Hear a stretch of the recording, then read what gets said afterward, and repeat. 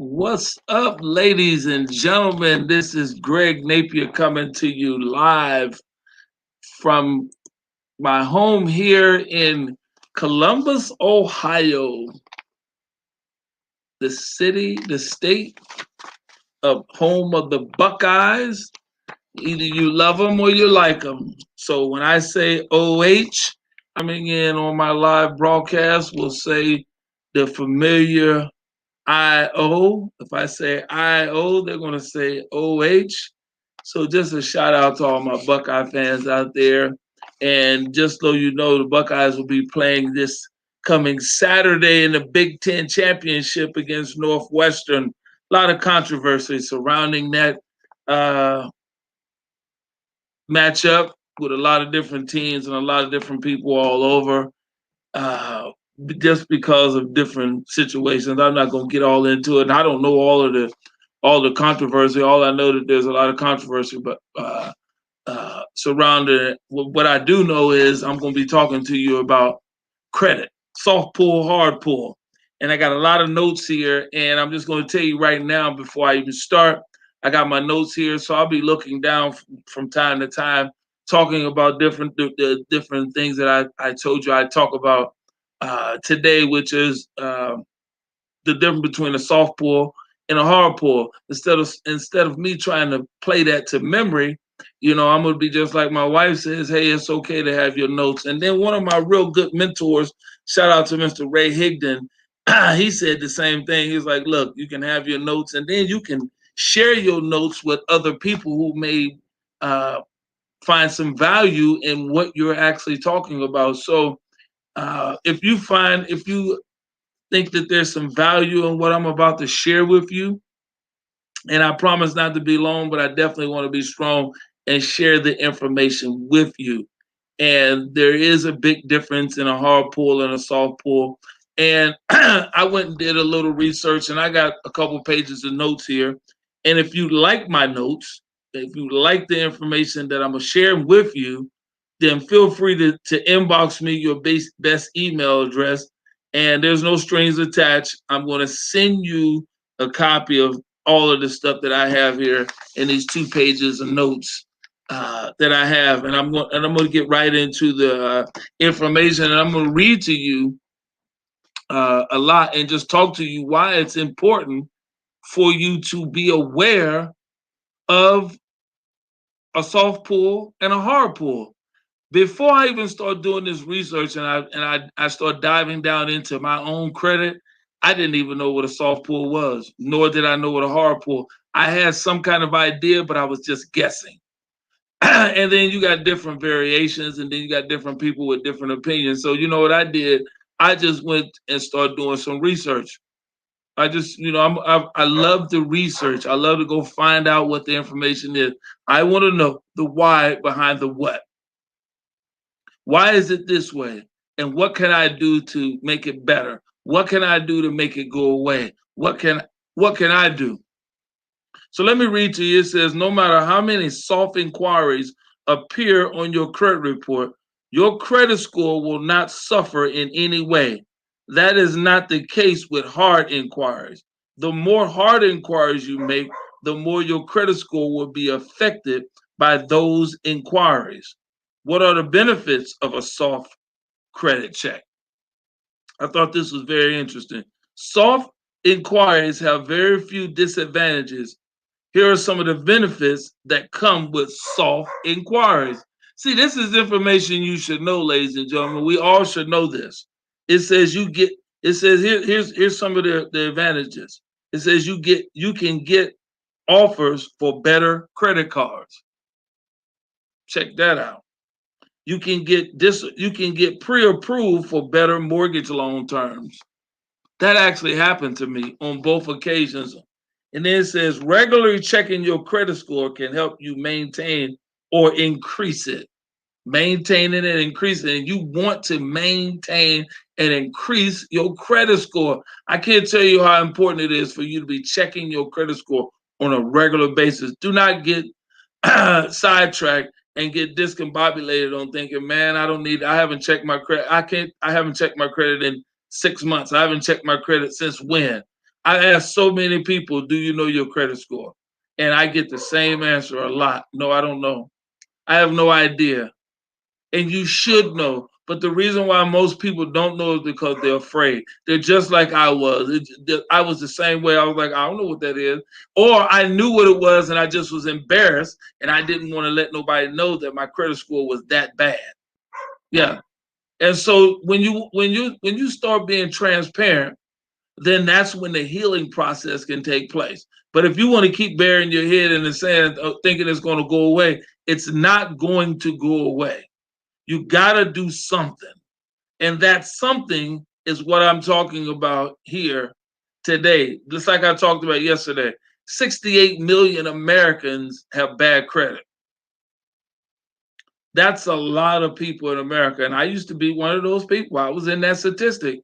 I was one of the 68 million people. If you want to come out of that and don't want to be one of the 68 million people, you owe it to yourself to start doing the research and becoming a better and more informed consumer. It's time out for saying I don't know. It's time out for saying, I've had bad credit all my life. It don't matter. Or here's a great one. I'm gonna pay for everything in cash. What happens when it gets to the point where your money's gonna be no good? You walking around with $10,000 and you can't even rent a car. Which brings me to this point. Years ago, this was years ago. I'm dating myself. Years ago, and I went to California, and this was before I even know anything about credit card. I tried to rent a car, and the lady said I had gotten off, flew to California, got off the airplane. Didn't I was green. I had to end up walking from the airport to where I needed to go, and I had thousands of dollars in my pocket because I didn't even have a debit card then. I was old school for real. I didn't have no plastic. I was cash for real. That woke me up. And that was way back in the 70s. Yeah. You need to start checking your credit. It says, and it goes on, it says landlords who have a strict policy on their tenants can use these soft inquiries to differentiate you from other applicants to stand a better chance of landing that wonderful apartment with controlled rent if you have a better credit score than other applicants. Are you kidding me? They looking at your credit to determine if they want to give you and rent the apartment to you on top of other things that take place. So now added to it, you got a 400 credit score, or you don't even know what your credit score is, and then you find out that they turned you down based off your credit, and they tell you. But because you don't know what your credit score is, because you haven't been checking it, because you are afraid to check it, then you got turned down because of your credit score when you can do something about it. It says your credit report matters. Credit reports may affect your mortgage rate, credit card approvals, apartment requests, or even a job application. See, this thing got deep, ladies and gentlemen. That's why I talked about what I'm going to tell you about right now. Go to annualcreditreport.com. I have the link in the descriptions. I have the link in the descriptions here. You need to go that you can pull a free credit report every year. I can't stress enough on how important your credit is. But let me tell you about.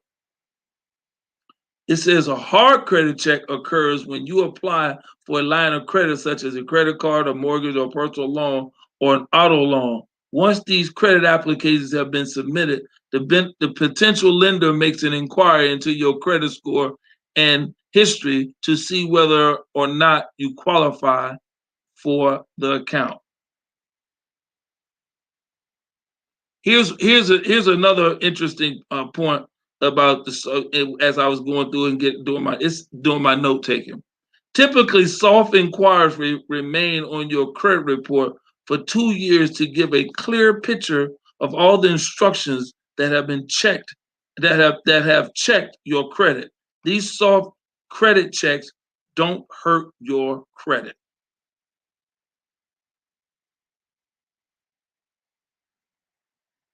Here's another good point. I got a lot. And that's the reason why I wanted to take these notes. And that's why I'm saying if you want these notes, you owe it to yourself to just inbox me your best email address, and I'll send you these notes. I got 2 pages worth of great notes here, and it says typically soft crediting. This is here's another part that I really like. It says a soft credit check is when someone looks at your credit either for informational or promotional purposes. Your credit score has impact on your life. That's why it's a good idea to stay on top of your credit. See, when I kept seeing, that's why I highlighted the different points in here, because you need to know the difference between a hard and a soft. And as you can see, soft credit don't hurt you.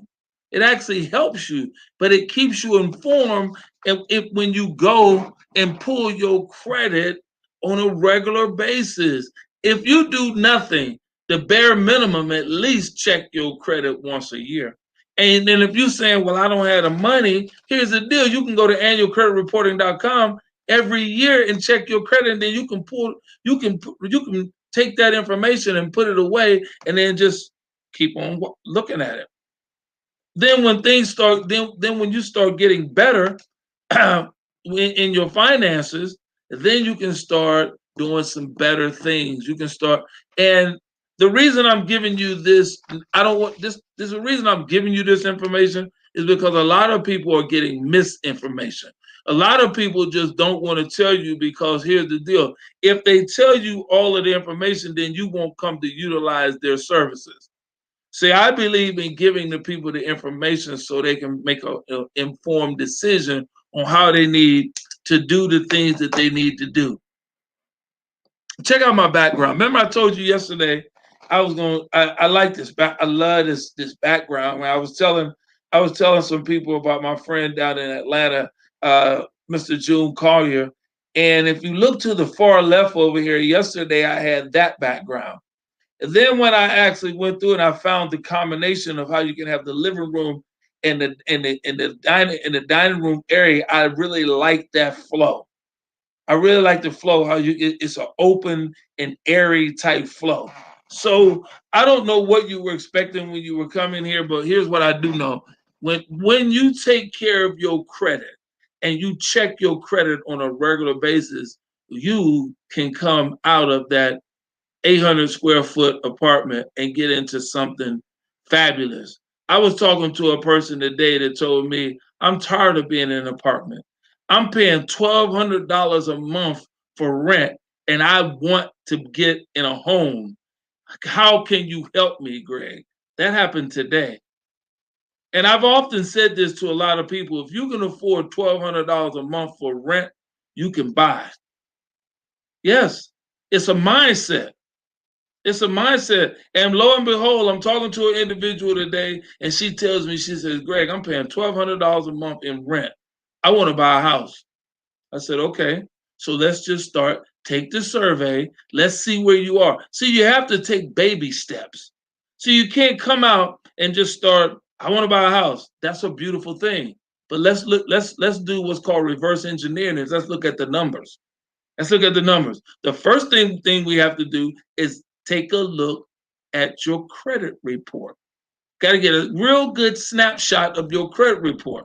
Once we get a snapshot of your credit report, then we can start working on sending the letters off, getting the stuff that's on there off. If the stuff that can't come off, it can't come off. Remember when I talked a couple of days ago when I talked about you need to understand the full essence of the credit pie. And there's 35%, there's 30%. 35% is your credit history, your credit payments. That's a bulk of it. Then you have 30%, which is credit utilization. When somebody talks to you and say credit utilization, that's a foreign word to you because it was a foreign word to me. And basically, it just breaks down like this: it's the money you owe. That's 30% of your credit score. Then you have 15% of your score. Then you got 10% of your score, and then you got another 10%. You got new credit, you got mixed credit, and then you got credit history. So I'm going to tell you the three most important pieces. Actually, all of them are important, but these three right here are crucial. The 35, the 30, and the 15. Your credit history is but the most important one on there is that 30% on that credit utilization. That's paying your bills off and not letting your bills outweigh what you got coming in. See, if you got $2,000 coming in, but your bills are $3,000, you're upside down. And that's what hurts a lot of people. And that's the reason why you want to be checking your credit. It's time out for playing the game of, woe is me. No, come in here, pull your credit. It's a real simple process. It's a simple process, but a lot of people don't do it because of the fear factor. I was one of those people. I'm just going to be transparent with you. I was one of those people. That's the reason why I'm so adamant about out here talking about this and having a credit workshop, because I know how important credit is. I went from where I was to where I am now. That allowed me to lower my interest rate from a 6.75 to 2.5. And then pull money out in closing, and then add $80,000 worth of value to my house. Then take the $8,000 and add that to home improvements. It's a mindset. Now, most people would have took that $8,000 and probably went out and bought a car or whatever. I knew that I needed to add value to my house so I could increase the equity in my house. Because if I already qualified based off my credit, remember this, I already qualified based off my credit to lower the interest rate and to go from a 30-year mortgage to a 15-year mortgage with the same payment. And the reason why I stayed with the same payment is because I wanted to pull money out. Now, I could have got a lower payment and went for 30 more years, but I wouldn't have been able to pull the money. So I made a business decision to lower the interest rate, pull some money out because there was some home improvements I wanted to do. And then as a result of doing the home improvements, I increased the equity in my home by $80,000. So in the future, if I want to go get some money, I can get an equity line of credit. That's called cash, asset, cash. That's called learning the fundamentals of money. Once you understand the fundamentals of money, then it's not a foreign language to you. And then when somebody's talking to you about all these different things, now you're not being tricked and hoodwinked, bamboozled, because somebody said, you got a whole bunch of hard pulls on your credit. You're gonna know what that is. You got people saying, you got them soft pulls. Do you know the difference between when people are trying to trip you up, they ask you questions that they already know the answers to know that you don't know the answer. So I'm here to give you the answers and give you the notes so you can keep it in your arsenal. So when you got people coming up, approaching you saying, yeah, do you know the difference between a hard pull and a soft pull? You're going to say, yes, I do. Yes. Then when it comes down to when your credit is good and you go to refinance your home, then you get to make a decision of, do I want to get a 30-year mortgage, refinance for 30 years, 30 more years, or 15 years, keep the same payment, lower the interest rate, pull some money out and do some home improvements. And then increase the value of my home. So now I added, not only did I add money to my bottom line, I increased the value of my home. So I got $80,000 worth of value on my home. Can't go wrong. That's because I pulled my head out of the sand on the credit.